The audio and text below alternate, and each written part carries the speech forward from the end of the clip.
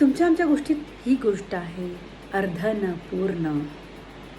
एका जंगलात एक वाघ खूप भुकेला होता. त्याला शिकार मिळत नव्हती. तो दिवसभर भटकला आणि संध्याकाळी त्याला एक छोटासा ससा एका झाडाखाली खेळताना त्याला दिसला आणि त्यांनी वेळ न घालता त्या सस्यावर झडप टाकली, ससाला पकडलं. त्याला आनंद झाला की आता थोडंफार का होत नाही, आता मला अन्न मिळालं आहे. तो त्याची मान दाबणार तेवढ्यातच समोर एक हरीण त्याला दिसला.